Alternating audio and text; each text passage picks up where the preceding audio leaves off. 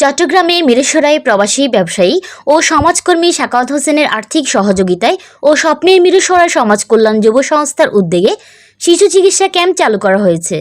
শিশুদের ফ্রি চিকিৎসা সেবার উদ্বোধন উপলক্ষে আমি সর্বপ্রথম স্মরণ করতেছি 2011 সালে আমাদের থেকে বিদায় নিছে যে 45 জন অভিভাবক এবং শিক্ষার্থী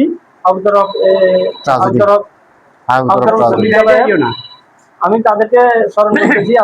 আজকে 10 তারিখ, আগামীকাল 11 জুলাই, আজকে প্রায় 15 বছর গত হয়েছে। আমি তাদেরকে স্মরণ করতেছি, আল্লাহ যেন তাদেরকে শহীদ মর্যাদা দান করুক।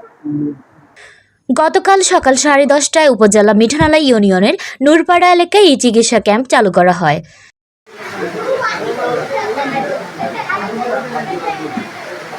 সাংবাদিক আশরাফ উদ্দিনের সঞ্চালনা ও স্বপ্নের মিরসরাই সমাজ কল্যাণ যুব সংস্থার প্রতিষ্ঠাতা সাখাওয়াত হোসেনের সভাপতিত্বে প্রধান অতিথি হিসেবে উপস্থিত ছিলেন সাবেক ডেপুটি অ্যাটর্নি জেনারেল ও সুপ্রিম কোর্টের আইনজীবী অ্যাডভোকেট সাইফুর রহমান। এ সময় বিশেষ অতিথি হিসেবে উপস্থিত ছিলেন সমাজকর্মী মাওলানা নুরুল করিম ও নূর আনোয়ার চৌধুরী তপন।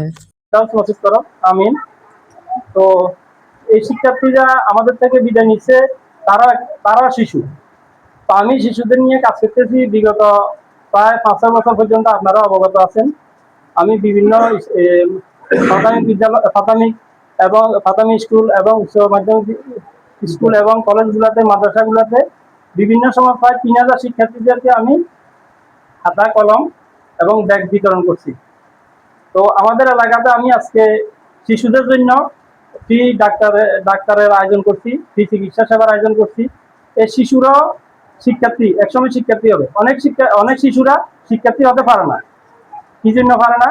শিক্ষার্থী মতলব স্কুলে যেতে পারে না, কলেজে যেতে পারে না, কারণ বাবা মায়ের পরিবারের অভাব অনটনের কারণে অনেক শিশুরা স্কুলে পড়ালেখা করতে পারে না। তো আমি চাই প্রত্যেকটা শিশু যেন শিক্ষার্থী হয়, প্রত্যেকটা শিশু যেন স্কুল কলেজে যেতে পারে।